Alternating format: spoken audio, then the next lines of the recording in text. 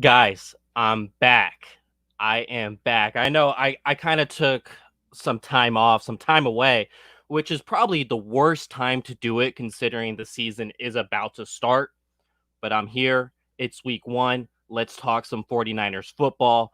Thank you all for joining here on this fine Wednesday afternoon. And for some, evening as Nick Cork is out in England. What part of England are you from? Are you closer to the Liverpool Stadium, Man U Stadium, Tottenham Stadium?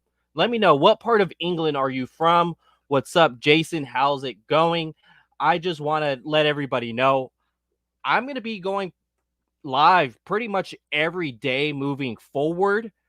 Season's here. That's something I got to do. I want to talk 49ers football with you guys. I'll be reading the comments during the streams as well because, like I said, I want to talk 49ers football with you guys. So, how the schedule is probably going to look, probably going live Monday and Tuesday at 3 p.m. Pacific time. And then on Wednesdays, like today, I'll be going live at 2 p.m. Pacific time. And then Thursday and Friday will be 3 p.m. Pacific time. So that's probably the schedule. I'll let you guys know more about it. Um, it's here. It's week one. Make sure you guys hit like and subscribe to the channel. Go visit 49ers Goldmine for everything 49ers content. But wait, there's also Giants content. San Francisco Giants, San Jose Sharks. Now we have someone writing Sharks for us over at 49ers Goldmine. And we're looking to build as well as from there. I know the Oakland A's are in the Bay. So we'll see. Hey, it's week one. 49ers, Detroit Lions. You got to love it. This is kind of on the tee for the 49ers here. The closest thing that they've had of this type of week one matchup was maybe Tampa Bay, even though Tampa Bay's roster is a lot better than what Detroit is. I'm going to be showing you their probable defensive starting lineup for this matchup on Sunday, because Minnesota, it was a completely tough matchup for the 49ers in 2018. I'm going 2018 because that was the first time they had a quarterback not named Brian Hoyer lining up for week one. So 2018, terrible matchup. Week one, Kirk Cousins was in there. That Minnesota team was good at that time. So they lost. 2019, Tampa Bay, Jameis Winston at quarterback, turnover machine, 2 picks, 6 touchdowns in that game is essentially what won the 49ers the game. Um, and then 2020, Arizona's good. I think their coach is awful, but I think their roster is better than what their record shows, and probably better than what their record will show this season. And then 2021, here we go, Detroit Lions. This should definitely be a dub based on what I show you guys on this Detroit defense, considering we have Kyle Shanahan at the helm, even though his track record for week ones isn't all that impressive. Only in his career as a play caller, play designer, he only averages 19 points per game in week one. So maybe, just maybe, we're going to hit the over in this Detroit Lions matchup. And I really do expect for them to hit the over in this week one matchup. I'll go ahead and talk about Kyle's decision at quarterback here shortly.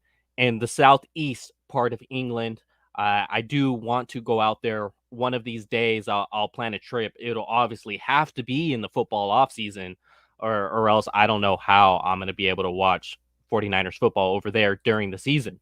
Maybe you could tell me something about that. So let's start in with the Lions defense. Some positives of the Lions defense. Well, this is very slim. I'm gonna say Romeo Okwara. It was their leading sack artist last season. He did have 61 pressures for the Detroit Lions last year, which is a really, really good season. And that's why Detroit went ahead and decided to pay this guy, because he was a phenomenal edge rusher. He not a Pro Bowler, not an All-Pro, but he was a phenomenal edge rusher. And he had a 19.3 win percentage on rushing the passer, which is, once again, really good. That's a positive thing for the Detroit Lions with their new defensive coordinator, Aaron Glenn, over there, that came over from the New Orleans Saints with their head coach. He's probably going to run that Trey Hendrickson role. that they did in New Orleans. And Hendrickson, he obviously had a career year in that role with the New Orleans Saints. Remains to be seen if Okwara is going to have that type of production for the Detroit Lions this season. Next positive is Jamie Collins Sr. As far as being a coverage linebacker in coverage, he he's above average, I would say, for a linebacker. Um, Obviously, when you're a 49ers fan, you're going to compare every middle linebacker, inside linebackers coverage to Fred Warner. That's just really unfair to all of the other inside linebackers in the NFL. Jamie Collins is actually an above average coverage linebacker. We know how Jimmy Garoppolo runs this offense. A lot of things are going to go through the middle. So that's going to set up Detroit, Jamie Collins, to have a potential highlight play in this game. Maybe one, maybe two. I don't think he's going to take over this game. I don't think he's going to be the difference maker of Detroit winning this game because I don't think Detroit has a chance to win this game. But he does have a potential to have a couple highlight plays there. 2019, he had 3 interceptions and a passer rating of 51.7 allowed against, which is pretty fantastic if you ask me. 51.7. Like, come on, that's a really, really good year. He did also have 7 sacks on top of those 3 interceptions for the New England Patriots because they did allow him to rush the passer a little more than what he did with the Detroit Lions last season.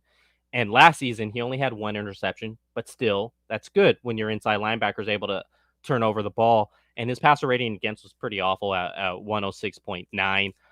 But like I said, Jimmy Garoppolo, it's going to be ran through the middle of the field unless it's a gadget play to Deebo Samuel or tunnel screen to Brandon Ayuk.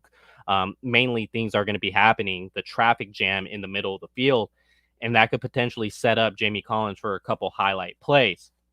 And when it comes to the positives, that's probably it for the Detroit Lions. Those 2 things. Unless you want to say Aaron Glenn, new defensive coordinator now in the building.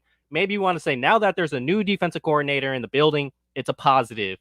And old Bill Belichick's guy is out of the building there for the New England Patriots, Matt Patricia. He ain't going to be doing that no more. What's up, Amin? How's everything going, my brother? I've seen you a few times on Grant Show. Definitely welcome here. Niners 55, Lions 3. I'm telling you, Niners should be putting up some points on these Detroit Lions because after the positives, it's a long list of negatives for the Detroit Lions. What's bad is their secondary. I'm going to show you once again, I'm going to show you the projected starting lineup. Their secondary, all starting defensive backs allowed a passer rating against above 96. 96. Bad. They were 31st in passing yards per game against. 31st. So literally almost last in the NFL. Second to last in the NFL. It was just their other corner. What's his name here? Or Warway. I'm having a trouble pronouncing it. But yeah, he was the only one under 100 for passer rating allowed against. Just him. So the Detroit Lions do have some stuff to fix up in that secondary. Okudah, he was a high draft pick last year, but he was completely terrible. Harris at strong safety, terrible. Walker at free safety, terrible.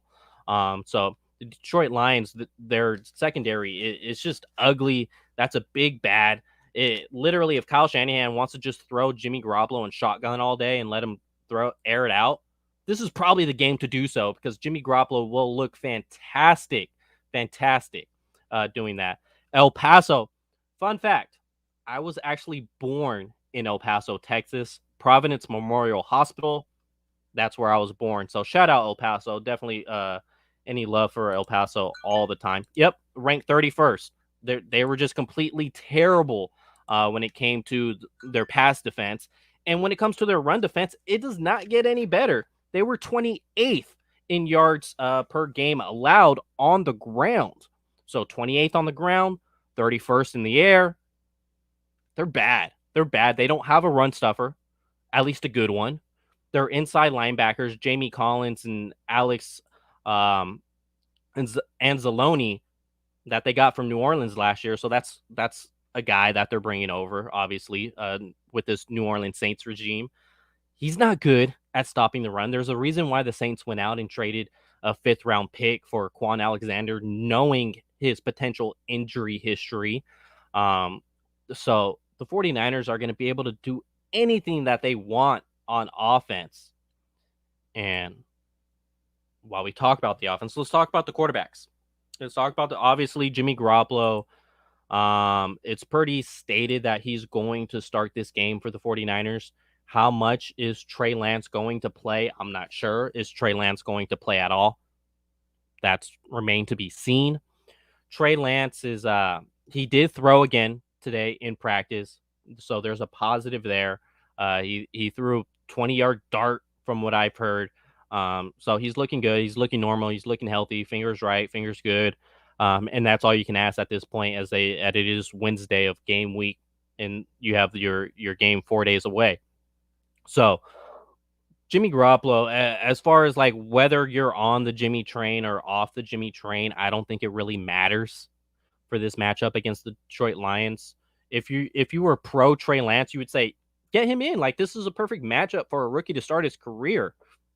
This is a perfect matchup because then it just gets harder. The schedule gets harder down the line. You're not going to face a defense like the Detroit Lions. Excuse me. That's my coffee kicking in. You're not going to have a defense like the Detroit Lions the rest of the schedule. So if you are pro Trey Lance, you're going to say start him now, rip the Band-Aid off, get him going. From what I've seen between the joint practices, since I was there in person against the Los Angeles Chargers, to the preseason games, he looks like an in-rhythm passer. He needs to get some throws under his belt before things just start hitting the receivers in the chest. So get him in now. I get that. I get that. As well as if you're pro Jimmy Garoppolo starting, honestly, I'm pro Kyle Shanahan. If Kyle Shanahan, he said Trey Lance will start once Trey Lance gives them the best chance to win.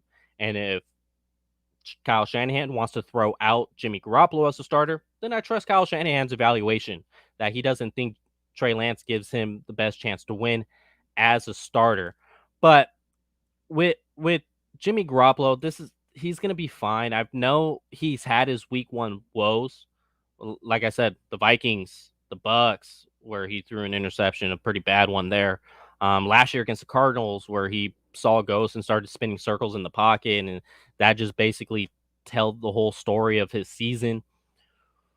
We'll see, but I think this is a perfect week 1 matchup for him to kind of just end that resume of not a week 1 starter as far as looking sexy on the stat sheet. This is probably the game to where he could overturn that story, that narrative. Um, I personally probably would have went Trey Lance here just because I want to see the new toy. I was the kid on Christmas to open up my presents and play with the new ones immediately, even though my favorite toy was the one I got 2 months ago. So I would want the shiny object to go week 1 because he is the future of the team. So if he's the future of the team, go with him now. But you know what? As long as the 49ers win, that's all I'm about. My co-host on Niners Nation, Javier Vega of the Oh Hey There podcast. You could listen to it on Apple Podcast or on Spotify, Google Podcast, whatever it is. Niner Nation produces that for us. He said, I go for the name on the chest. And on the chest, it says 49ers. On the back, that's the name of the player. So I'm always going to be for the name on the chest, whoever it is. Hell, there was a days I was writing and hoping for Shaun Hill to be the guy. Like, that's literally how depressed we were at the quarterback position. But Shaun Hill did have a 10-6 QB record in his tenure with the 49ers. So, like I said, I'm all about the name on the chest. I personally would have went with the Trey Lance route. Just rip the Band-Aid off and go from there. Especially in a matchup where you got on a silver platter the Detroit Lions for week 1. It's literally a perfect matchup for a rookie. 49ers offense versus the Lions. So 49ers offensive line versus defensive line. Let's go ahead and take a look at their defensive line here. Okay, I'm going to go ahead and share my screen. So this is from PFF showing their grades. Like I said, so we got Oruway here as the outside corner. Whether you want to take PFF's grades or not, or just look at them as a grain of salt, That one's obviously not good. Parker has no grade. Uh, Trey Flowers, hell of a player, but he's going to be playing a new role, essentially, with this defensive line's team. It's not that same defense that he was playing under Matt Patricia. So that's something to take a note of. So you got Williams, Brockers, who's probably closer to retirement than being an NFL starter at this point. And I already hit on Ukwara. Ukwara, he's probably going to have a good game. He's going to be going against Mike McGlinchey. And I don't think Mike McGlinchey is all that bad as people like to state, but there is going to be that play where he looks really bad. Hopefully that doesn't happen this year. So as you can see here, this is basically how the matchup lines. I don't think the lines flip their edge rushers very much. So it's going to be a lot of Okara on McGlinchey and a lot of Flowers on Williams. So basically, rest in peace, Flowers, because Trent Williams is the best left tackle in the league. Tomlinson here, as well as Mack and Brunskill. And this 49ers offensive line should dominate. They shouldn't allow very many pressures. They should be able to handle this Detroit Lions defense with ease, even if they want to do stunts, flips, whatever you want to say. They should be able to handle them with ease, especially when you have a hell of a run blocker with George Kittle to set the edge if you want. So that's basically how it's going to look for the Detroit Lions defensive line versus the 49ers offensive line. I am taking the 49ers offensive line 10 out of 10 on this matchup. Okay, so you knew that I was born in El Paso. That respect, definitely. We should win either way. Absolutely. No matter who's in at quarterback, they should win either way.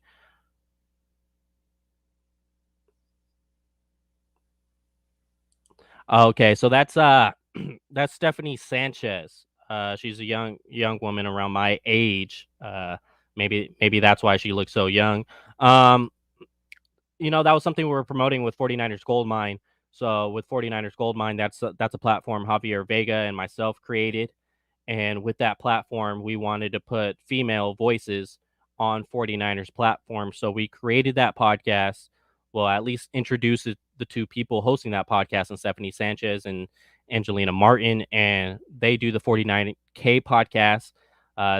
They have their own YouTube channel, and that's probably where their videos are going to be now, as I'm specifically I wanted to branch this out to the rest of the crew. Didn't quite go that way, but that's fine. Everyone go get your own YouTube channel if you want it. I'm always going to promote that for them. And so, yeah, just a little promotion. They're going to go on later today at 4 p.m. Pacific time. Sir Lancelot, live streams with Grant. Yep. I probably did say that I was from El Paso on Grant. But the biggest thing here with this matchup is probably the new scheme, to where they're going to be coming out with these. It's technically a 3-4 scheme, but it's going to be realistically a 5-2 scheme, as they call it, with this defense here, because I'm showing you as a nickel corner here for the Detroit Lions. But let's go ahead and look at base. So this is why mainly you say it's a 5-2 scheme, or at least I said mainly that it's a 5-2 scheme, because you got the 5 guys here on the defensive line. And usually when you're running this 3-4 scheme, you'll see someone drop back in coverage from time to time. With Aaron Glenn, he does not do that very often with his defense, at least how they came over from New Orleans. They don't do that very often. I think I saw a stat that Trey Hendrickson, who's playing in this Okara role, he only dropped back like 7 times, Hendrickson, last season for the New Orleans Saints. So Okwara is not going to go back into coverage very, very often. And that's why you have this 5-2 front that they're probably going to show quite a bit in this game. And your inside linebackers, Collins and Anzalone. That's what the 49ers are going to be up against mainly, is this base defense. And typically this type of defense is going to want to run more base, considering how dominant the 49ers are on the ground. And if the 49ers are ahead, as I expect them to be in this game, they're probably going to run the ball about 40, 45 times in this one. So we're probably going to see this base defense more often than the Detroit Lions nickel defense. And like I said, Okwara, I would be shocked if he goes out into coverage twice in this game. They're mostly going to be, and with this 3-4 defense, what's the difference here is similar to what the 49ers ran in the past, to where Flowers and Okara are going to be standing up. They're not going to have their hand in the dirt like Bosa or Ford or Armstead. They're going to be standing up, and they're basically a part of this defensive line. That's why it's basically a 5-2 defense rather than a 3-4 that's technical on paper. Yeah, I think Trey will play in some fashion this game, whether he just goes out there and hands the ball off, or if he goes out there and actually runs the ball, throws the ball. I think he will play some part of this game. And the reason why I say I think he'll have some role in this game, because when Jimmy Garoppolo was asked a couple weeks ago, do you have an idea who the starter is? And Jimmy Garoppolo kind of laughs and says, "Hell yeah, I do." Um, it's not that he's laughing and saying "Hell yeah, I do" for himself. I think he's laughing, saying "Hell yeah, he does," because he knows that they're going to be interchanging in some parts. That's me with my silver cap on. With that prediction, I think Jimmy Garoppolo knows that Trey Lance is going to have a part of this offense, and he knows that he's going to have to sub out a few times for Trey Lance. And how many plays is it going to be? I'm not sure. I'm not sure if it's going to be as chaotic as it was in that preseason game against the, as I will say, Las Vegas, Oakland, Los Angeles, Oakland Raiders. I don't think it will be that extensive to where they're subbing out every 2 to 3 plays. But I think Trey Lance, I can see 10 plays out of Trey Lance that he's on the field.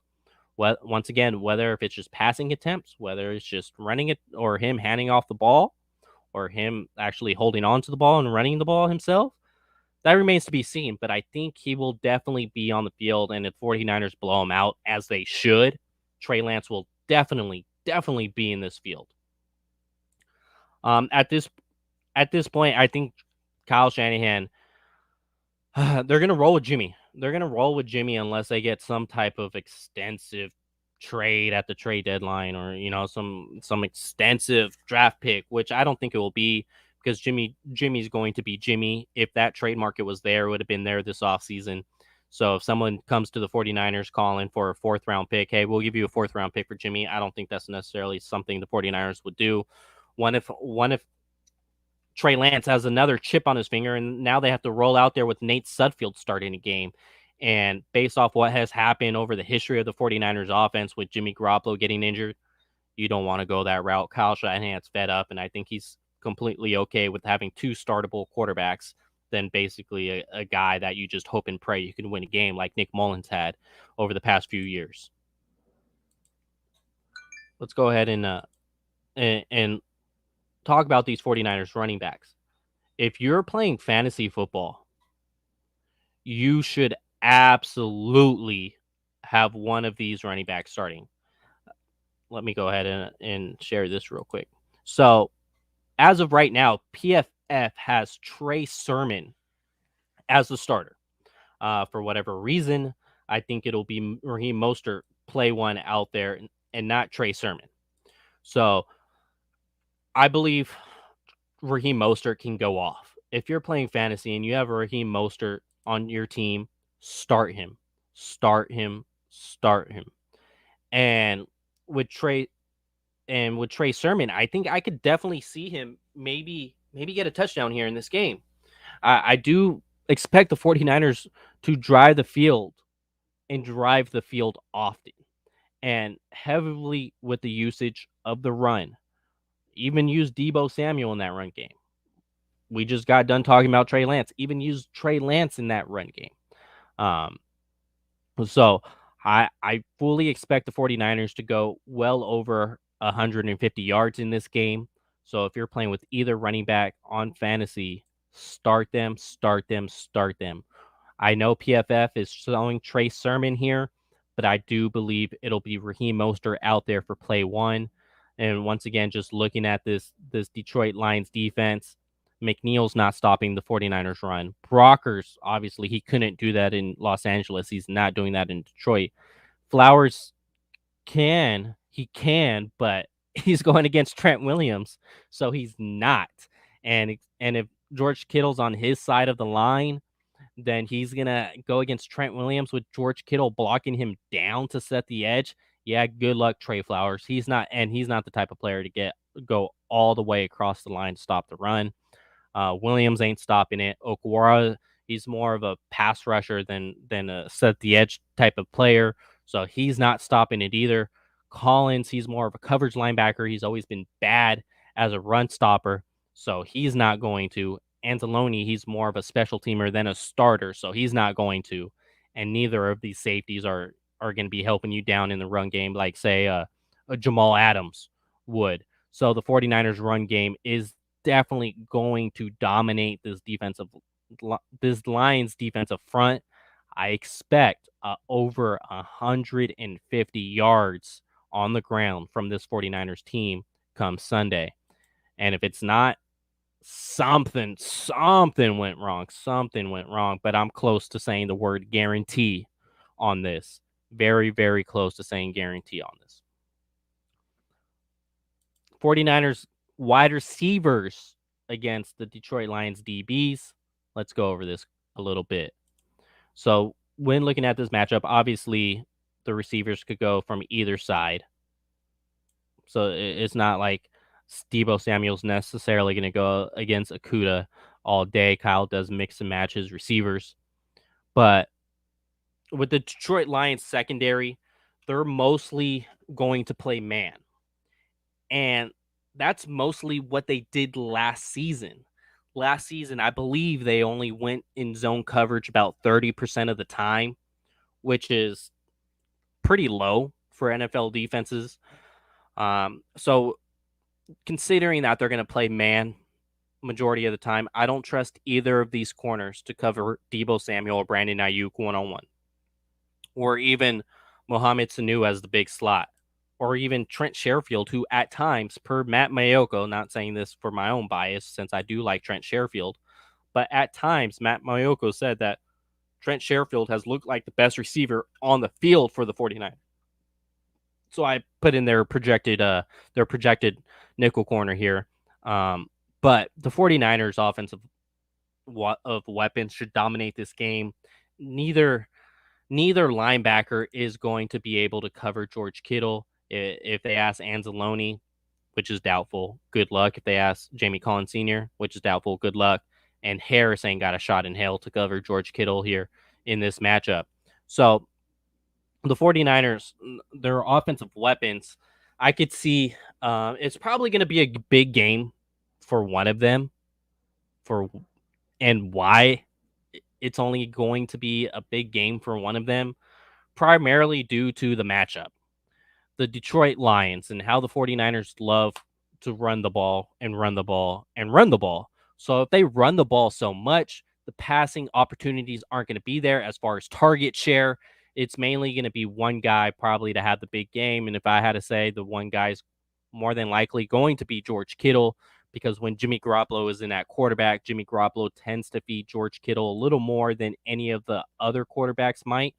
Unless you consider Nick Mullins, but Nick Mullins was starting to target Deebo Samuel quite a bit towards the end of last season.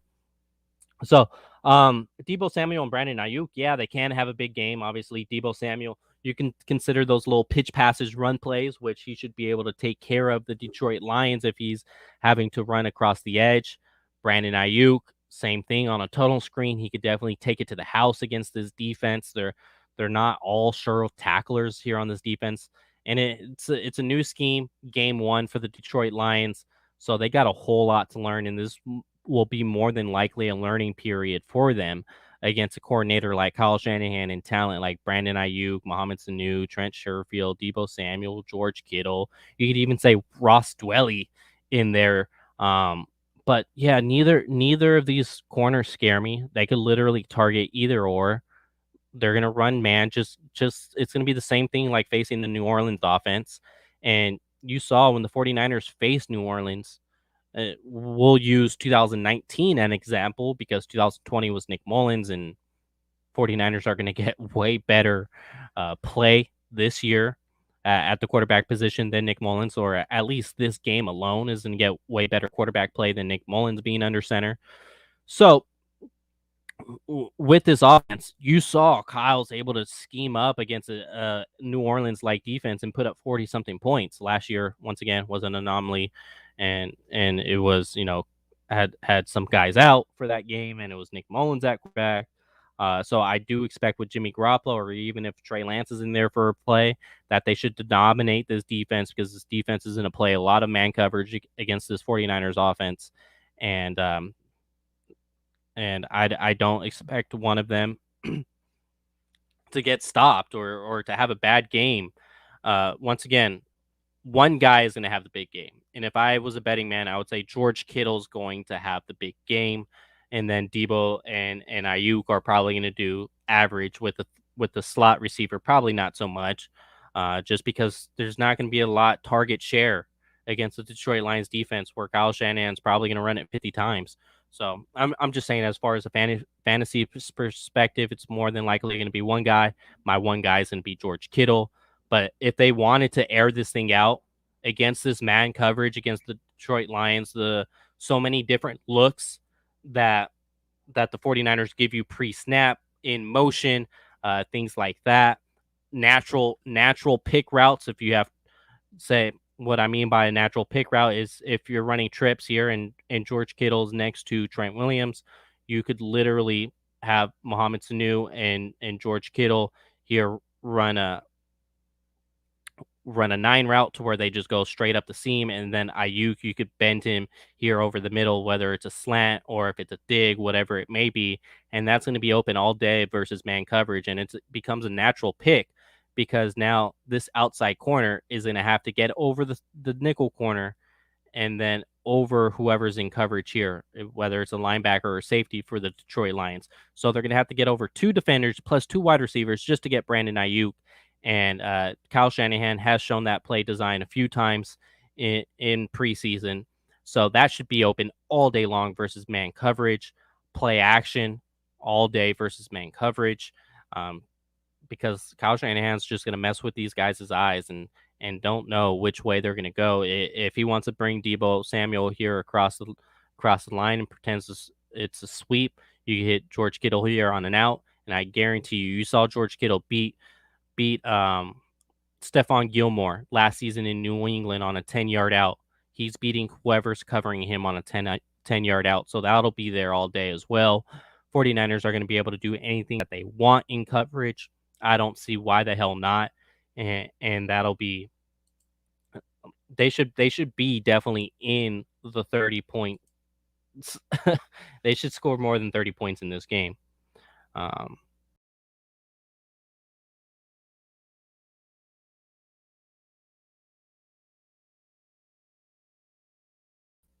Here we go. There, I'm back. Let's see here. I think even the Lions might want Jimmy if Jared's struggling, or do they have any good backup? They don't have a good backup, for one. They're not going to make a move for Jared Goff because this is a rebuilding team. They already have Jared Goff's contracts on the books. They're not going to put Jimmy's contract on the books, and they're not going to offer anything for Jimmy, especially if they're struggling. They're probably going to have a lower draft pick. If they have a lower draft pick, they could take one of these quarterbacks that are going to be coming into the draft, maybe a Spencer Rattler or the kid out of Nevada who's doing pretty well for them. Don't tell my guys Luke and Hugh that, because I kind of rag on the quarterback out of Nevada, considering he lost to San Diego State last year. That's the only reason why I do it. But there's no reason for the Detroit Lions to go out and get Jimmy for what? Like, what are they playing for? At this point, based on how their season's going to end up, they're going to be playing for the first overall pick. And if they do, then great. They could go get their quarterback of the future. But there's no way that they could have Goff's and Jimmy's contracts on the books. And even if Goff is struggling, what do you expect to get out of Jimmy? So we'll see what happens there. Which quarterback did I want the 49ers to draft and why? My guy was Justin Fields from the beginning. I said Justin Fields. And the reason why I said that, mic malfunction, was because I just thought Justin Fields was more pro ready at the time. I thought he was ready to start week 1 at the time. than Trey Lance. Justin Fields played on a high platform at a high level with high stakes involved, and I don't want to discredit Trey Lance for playing at North Dakota State because he dominated when he played there. But there was other fine tools that I saw, like the accuracy with Trey Lance. I thought he took advantage of playing against a lower level because he was so dominant against them. I thought he took advantage. There was times he should have thrown interceptions that just bounce off the defender's hands, and so I was just wary about that creating bad habits as an NFL passer. With Justin Fields, I thought he was more safe with his decision making. Obviously, they both had a little more to grow on. I thought Trey Lance was just more phenomenal with his feet inside the pocket compared to Justin Fields looking a little more like happy feet inside the pocket. He was a little more jumpy with his feet inside the pocket. So I did like Trey Lance better than Justin Fields on that. Let me see here. I'm getting another call.